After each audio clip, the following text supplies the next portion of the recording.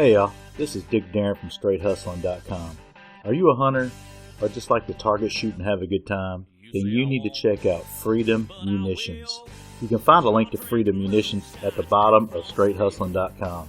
I can't say enough good stuff about Freedom Munitions. It's where I buy my own ammo, great prices, you buy directly online, and it's shipped to your doorstep. It doesn't get any better than that. You can sign up for their email specials and check out their brass buyback program. So please click the link at the bottom of our site, Str8hustlin.com, takes you directly to Freedom Munitions, and get your hustle on. Let's get on with the show. Hey, this is Sean Henry joining Straight Hustlin'. Can't wait to talk some hockey with the guys. The crazy thing on my list, I'll be either coming back or giving St. Peter a kiss. No, I ain't scared, I ain't afraid. Might be the last words you hear me say. Hang around and you'll be bound to see something you don't want to miss. Oh, my beer, watch this. Hello. Hello, this is Sean Henry. How are you? Hey, good. How you doing, Sean? This is Dick, and I got Stu with me. How's it All going, right, great. Sean? Sorry for being late. Oh, no, that's all right. We know how y'all executives are. You know, I promise I'm never late for anything, except I also never schedule phone calls, ever. Hey, Because I forget. Oh, yeah, okay. All right, well, man, that's I'm glad you came on. It's cool. We got the president of the Predators on here. It's very exciting. So how things going today there? You know, things couldn't be better. Nice day out. We got a game tonight at 6. I love those East Coast games. And a game again tomorrow. You have that back-to-back's important. You get that insatiable greed to watch our games. And today's a fun day, though. We're actually having a going-away party for Jeff Cogan, our CEO. We have a lot of fun things in store to have some fun with his career and his personality. Oh, nice. So there's an opening for me. There might be. You know, rumor has it I'd be filling that position, but I guess a new competition. Yeah, well, I'll take your position. Okay. All right. Look forward to that interview. I'm easy to work with, so I'm not. Oh, good. All right, well, man, I wanted to thank you for coming on, and I wanted to kind of get your thoughts on the Predators' season so far this year, about a quarter of the way through, and they're like on the top half of the Central Division. So, how you feeling so far? Well, you know, the top half. You're not very good at math, I don't think, are you? No, I'm not. But don't count that against me on the interview. No, it's been a fun year so far. You know, last year it was good to you know, have that great regular season we had. And obviously, the playoffs didn't end the way we wanted. You know, you end up losing to the Stanley Cup champions, so that's something to hold on to. But we wanted to go a lot further. And the most exciting part about our summer was all we did was kind of retool a little bit. You know, bring in a good veteran, but re-sign the core of the team. For our fans, our players, our coaching staff, all of our employees, we're really looking to this year as, okay, let's start out fast, you know, let's get it going, and let's get to the place where we want to be. And this team sure has not disappointed. I mean, we played the fewest games, I think, in the Central Division, so, you know, the points are a little bit deceiving. When you look at how many games we have in hand on those in front of us, you know, we're sitting at the top of the league, top of our conference, and, you know, right there with the Blues in our division. So yeah. It's an exciting time. It really is. But the best part about it is how we're winning games. Last week is a great example. You know, we had a 5-game homestand. We lose the first one to the Blues 4-0. And I love when our fans get angry when we lose. I mean, I really do. You know, they're leaving thinking, oh my gosh, we've got to trade half the team. This is awful. What's going to happen? And then, you know, we have 4 more games at home. And, you know, the second game, we get down, I think 3-1. We come back and win the game 7-5. So that style of game was just this wide open offensive flair back and forth. And it was a lot of fun. Thursday, you come back and you have this defensive stranglehold, you know, that we end up getting a point out of, and, you know, we lose in the shootout, but you get a point out of it. We're very defensive minded, low shot counts on both sides, kind of the whole middle's clogged up. And then on Saturday, you know, we have a 7-0, you know, blowout game where we combined the best of Thursday and Tuesday, where, you know, we throw all that offense out there, but we're also really, really responsible defensively. And then we played just this grudge match game against the Ducks just this last Tuesday, like a playoff game almost, and went 3-2. So it was pretty neat to see 4 completely different styles of the opponent we're playing, and, you know, come out victorious on 3 of them and get a point on another one. So yeah, it shows what type of team we have. You know, Peter Laviolette and the team, and Phil Housley and Coach Kennedy, they're It was ready. You ready to go. Yeah. Well, man, don't hold this against me. I'm from Chicago, but that's all right. It's a good place to be from. And I used to watch some hockey sometimes on TV, but never really got into it too much watching on TV. But then when I moved to Nashville and actually went to a game, I did sit in the very back, but even in the very back, it was great seats. And man, it is so much different being there in person than watching on TV. And it really drags you into the game and makes you almost like a part of it. It's really exciting. It does. What's cool about our building is, and I've said this everywhere I've worked, there are no bad seats, and it didn't matter if I put you behind a column, I'd still say that. But our building's a little bit different, because it was really built from the fans' perspective out, 20 years ago. And it was built for events. It was built for concerts. Knowing a sports team would come. But because it's a smaller venue and it's very intimate, you really are close to the action almost no matter where you sit, which makes it a really fun place to be in a loud building. Yeah, so if someone hasn't been to a game here in Nashville, what can you tell them to make sure or make them come out and experience it? Because I know when I did, it really changed my view of it, and I really became a fan then. Well, if someone hasn't, they live in Smashville, they haven't been to a game yet, I don't even want to talk to them. What's wrong with that? Unfortunately or fortunately, there's still a lot of people that haven't. And that's, where all of our marketing and youth hockey and fan development work goes. But what we like to do is we try to bring people in. We try to break down every barriers in coming to the game by working with our partners. You can get into a game for $15. So resources shouldn't be there.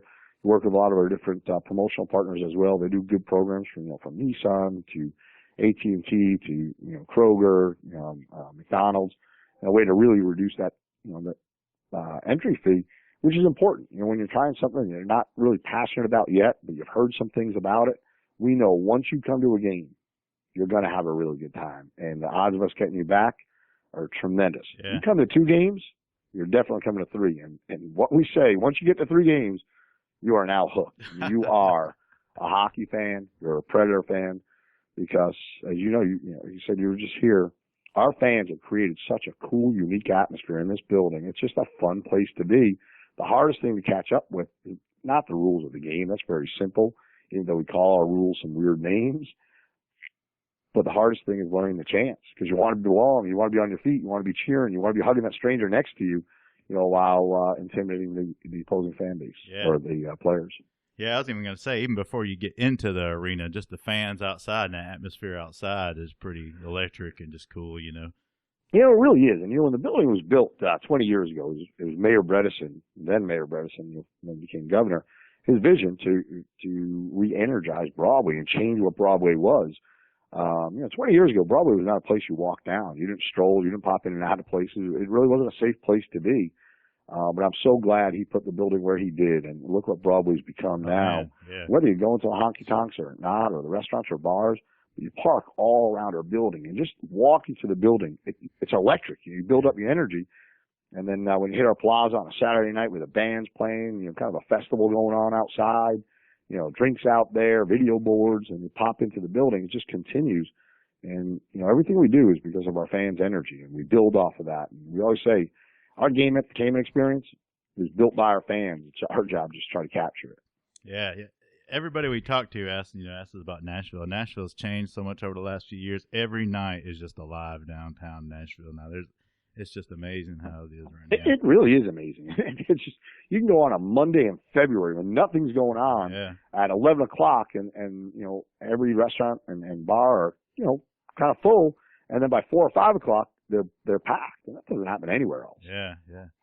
Well, we got a fan here, one of y'all's season ticket holders. She's one of y'all's top fans, I think, Crystal Shelton. She wants us to ask you about the Lexus Lounge and what is that all about, and when she's going to get a permanent membership. Well, Lexus Lounge is sold out, something we're pretty excited about. But we like selling tickets, so we can do that. But, the lounge experience, and when we look at our strategy of ticketing, we want to make sure that we always have one of the most affordable tickets in the league. Again, we want to break down the barriers, as I said earlier. But to do that, you also have to generate the revenue so we can compete with the biggest markets in the NHL. And the Lexus Lounge really enabled us, on hockey games at least, to really alter the experience that about 500 of our ticket holders have. The first 2 rows and then another 200 seats in the building that they get to buy into it, and really delivers something that's so cool, so electric. The players enter the ice through the club itself. And so before the game, during the game, after the game. Oh, nice. It's an all-inclusive buffet, fun bar options. That's inclusive as well. But it's really given us something that this community didn't have at all. The first club like that, I actually had the good fortune of being a part of when we created it in Tampa. This takes it up a whole nother notch. And then when you look at the other events that we do, from CMAs to SEC events to all of our concerts, again, it allows us to provide an entertainment option that really spoils people. And at the same time, while we're driving that incremental revenue out of that club, it allows us to still offer $15, $19, $23 tickets in other parts of the building. Yeah. So that's the real initiative behind it. But it also makes every event we do a little bit different, a little bit better. We took storage areas and converted it on the floor. And now when you walk, talk to the Women's Final Four group or the SEC or the CMTs or CMAs, some of the events that choose to be here, where people are bidding for those events across the globe, but they choose to be here in Nashville. It's clubs like that help, keep our building new, if you will, despite its age. Yeah, I hope I can experience that one day, man. You have to sneak me in. I hope so too. Hey, you mentioned the rules a second ago, and I'm not real big on the rules, but isn't offsides, isn't that just like a fast break? Well, offside is a violation of a fast break. So, basically, if a offensive player, as you're going towards the net, if they cross that blue line before the puck does, it's offside. Yeah. The puck has to go into the zone before a player does. So, but a lot of times it does happen on a fast break, especially if it's going to be a 2-on-1 or a 2-on-0. The guy without the puck gets a little bit excited, if you will, and jumps the line before the puck. Let's get rid of that rule and let them run nuts.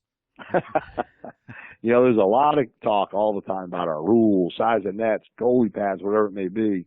And I like the fact that we look at our game, throughout every season and, examine, are there changes that should come? David Poyle, our GM, probably the most respected GM in the NHL, has the second most wins in the history of the NHL.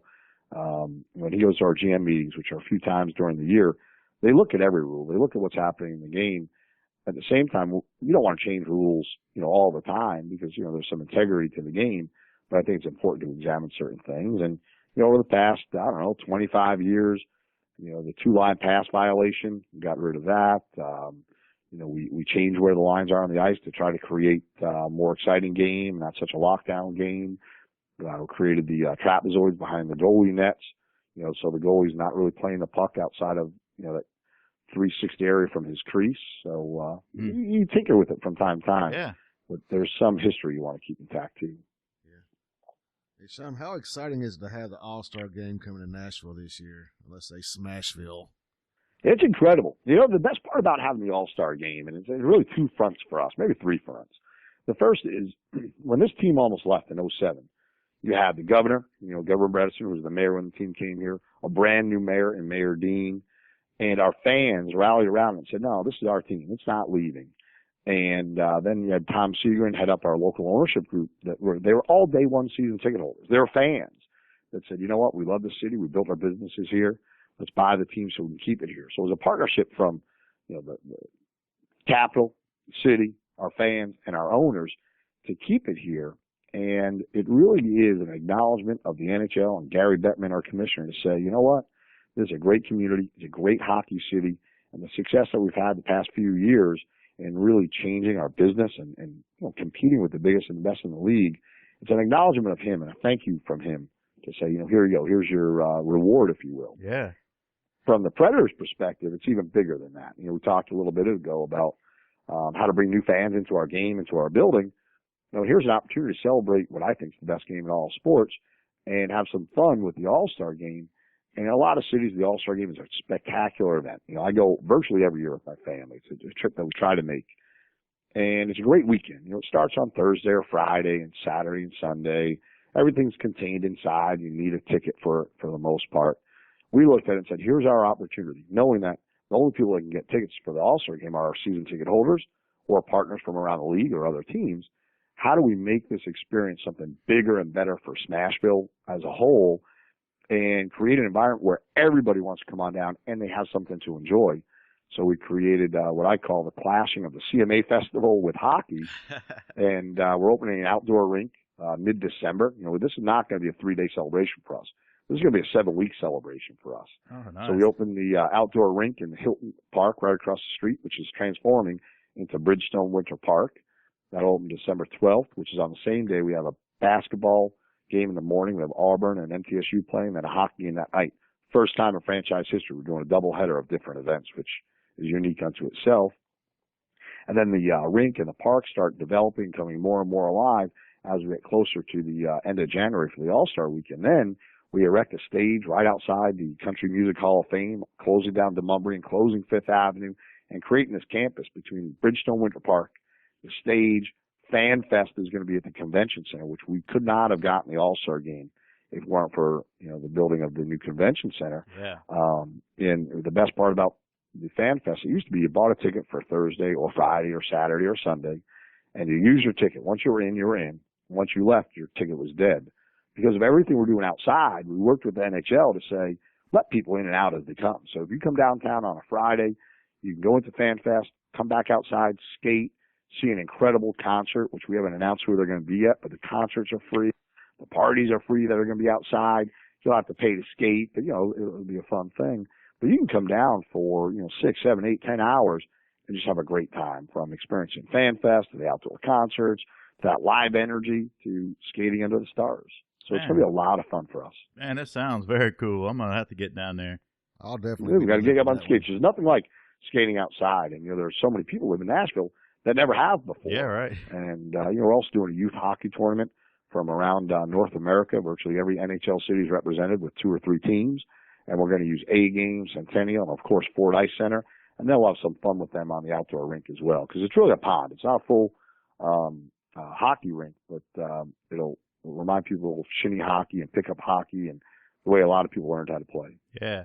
Man, I like what you're saying there. You got this All-Star weekend, and you got the season ticket holders and all your partners, and you want them to enjoy it, but you also want everybody else to come enjoy it too. And that's what I want to kind of talk about is the Predators, and they do a lot of work to help Nashville community and have involvement for veterans and various charities. You got any kind of efforts that are ongoing right now that you can even talk about?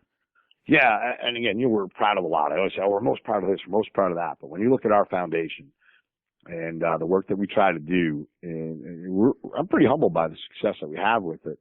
Last year we gave out over $1 million in cash and about $2 million of in-kind services, which I think is more than any sports team in the country, or at least let someone prove me wrong on that. I believe it's true. But even better than that, we engage with our entire roster, every single player on our team, every coach, every trainer, every equipment guy, every employee in our organization donates about 40 hours to community service a year, which generates, our goal is to do about 5,000 to 6,000 hours a year, donate to the community. Last year we did over 7,000 hours of community service hours from our employees and our players. And that's amazing. We work with about 600 different, charity organizations, nonprofits in, the greater area. And the touch and the reach that we have can allow us to, change the community while talking about hockey. And our goal is to leverage the passion our fans have for our logo and our brand, to raise some dollars and bring attention to causes that need it. And again, really change the community. One of the biggest initiatives that, we really kicked off and are involved in is an organization called MEND, M-E-N-D, and it's an offshoot of the YWCA. It's basically an initiative to have men end domestic violence, so MEND. And we're very involved in that. It's probably the thing that doesn't get talked about enough, but, 1 in 4 women will be physically abused, 1 in 6 will be sexually abused. Let those numbers sink in a little bit. And it's scary, staggering. And we're the IT city. But imagine if we're the IT city that's the safest city for women in the country. So I love bold goals. Our goal as a corporation and our organization is to be the best venue in America built around a Stanley Cup team. Anything short of that, we failed. Yeah. Now, as we pursue that goal, we're going to hit levels that we never thought we could before, and we are right now. But it's the same thing with men's goal. The goal is to end violence against women. Now, is that going to happen this year? Of course not. Is it going to take 5 years, 10 years, 20 years, 30 years? I don't know. But as long as we make that our goal and we push the envelope and work as hard as we can, we're going to change that 1 in 4 number to maybe 1 in 15, 1 in 30, 1 in 50. And, every time we change where those numbers are, it's fewer women that are being affected. And, domestic abuse touches the whole family. So it's something that's very, very, core to us.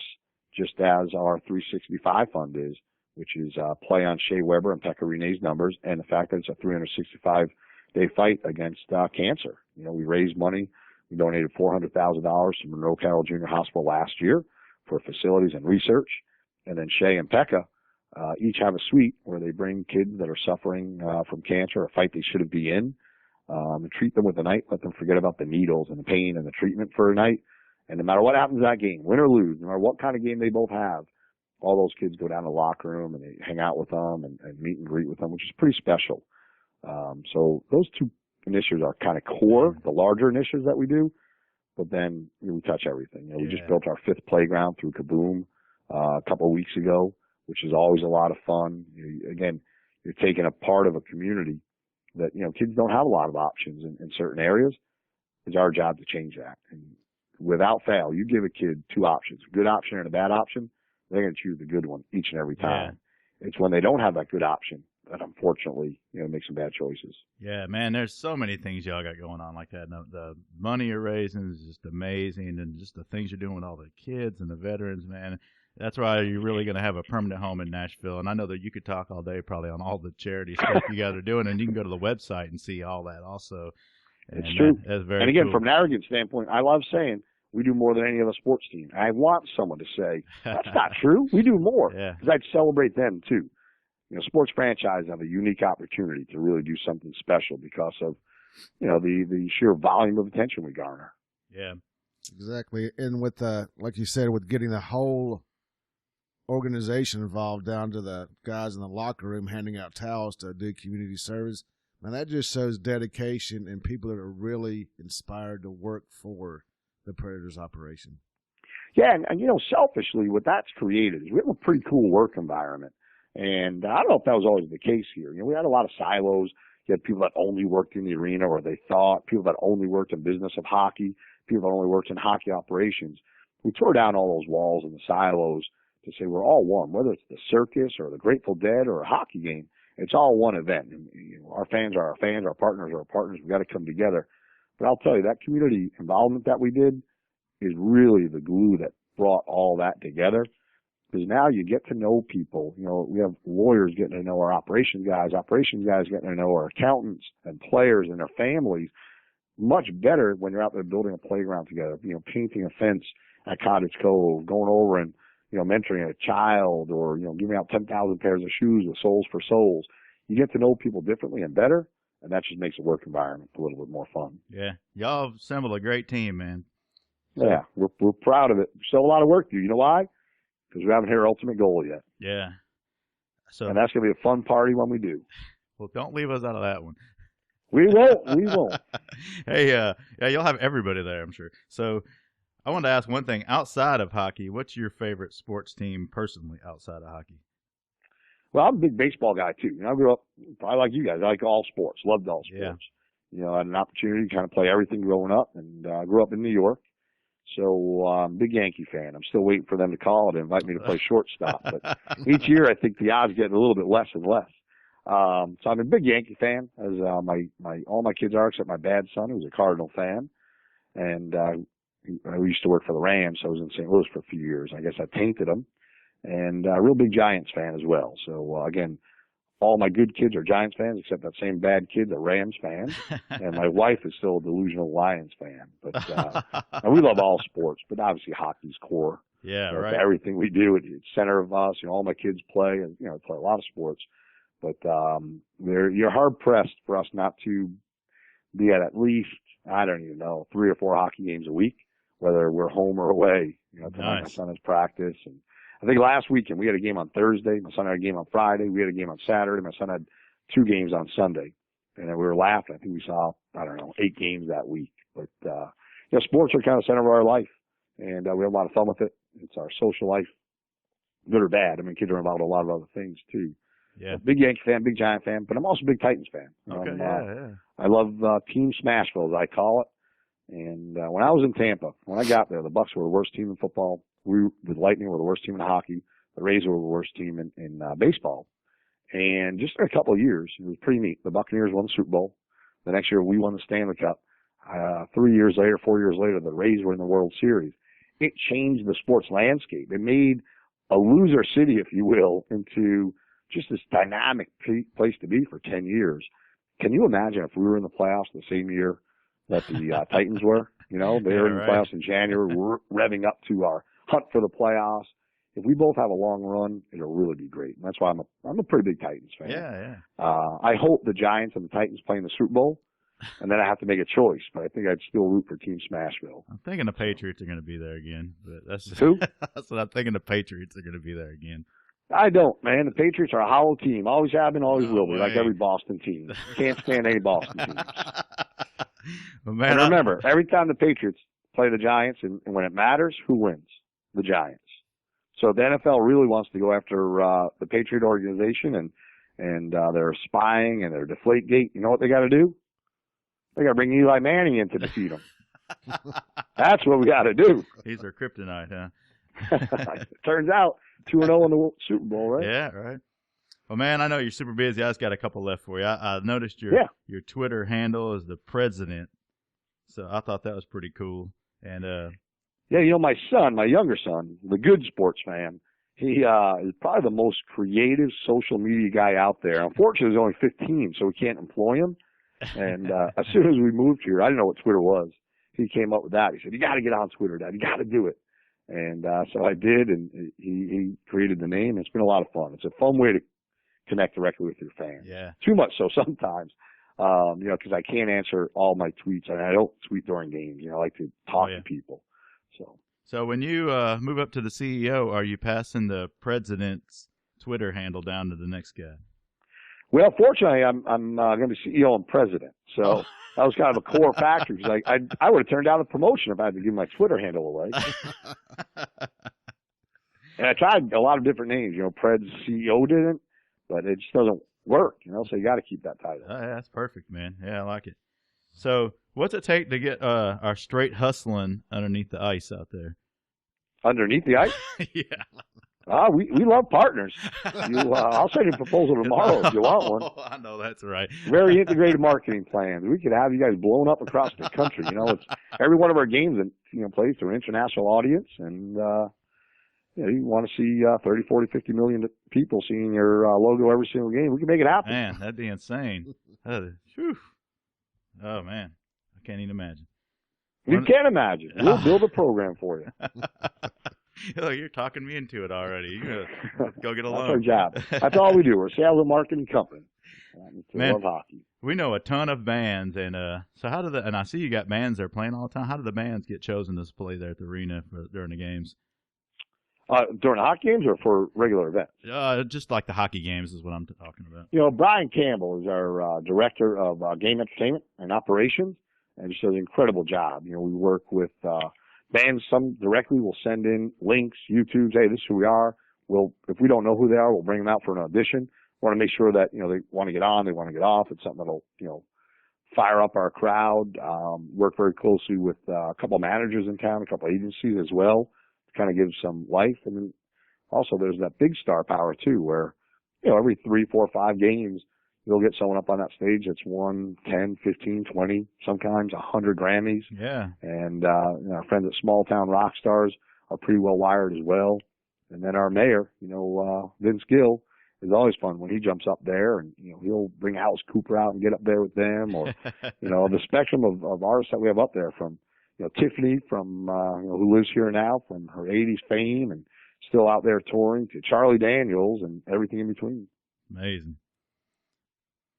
All right, man. That's Thanks. perfect. Right. And hey, thank you for spending your time with us and giving us a few minutes. Very appreciate it. We'll let you know when this goes out. This is very cool.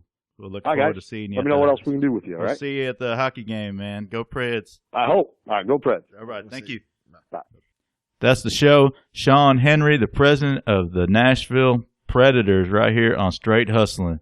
Oh man, it's an honor to talk to him. Just if you've never been to a Predators game, it's kind of like needs to be on your things to do list. Man, it's just so much energy in the whole area. Get out and go see a game. Yeah, man, I'm ready to go see another one. Probably in the next couple of weeks we'll get down there. It's a exciting, cool thing to go to there in Nashville. It's always it's always electric. Like I said, even when you're walking in outside, it's just like a big party, and just makes feel amazing being part of such a cool group, and all them Predators shirts, and even the opposing fans, even they have a good time coming here. That's what it's all about. And another good thing, it's always great to hear whenever your local sports team in your town is the top contributor to charities. Yeah, so there's a challenge out there for everybody else. You better pick up your game and bring it. Yeah. All y'all, let's say he doesn't like Boston, so all y'all Bruins fans, y'all got a lot of work before y'all even can wear our skates. Well, all right. Well, thank y'all for listening to the show. Stu, tell them where they can find more about Str8 Hustlin. And y'all be sure to check us out at www.str8hustlin.com. That's STR, the number 8, HUSTLIN.com. We're on Twitter, Facebook, Instagram, Periscope. Just watch for us. Leave us comments. As you saw, one of the season ticket fans, Crystal Shelton, got her question asked straight to the president of the Preds today. We'll do that for anybody, man. Y'all just be sure to check us out. All right, so that's the show. If you ain't hustling, you ain't living. We're out. At the bar, blue eyes, the light of the dark. A double-fisted, top-twisted, two tall boy PBRs. Well, all my boys say, you ain't got a shot, 'cause her man's tougher than a concrete block. I said, now give me 30 minutes, we'll be rocking in the parking lot.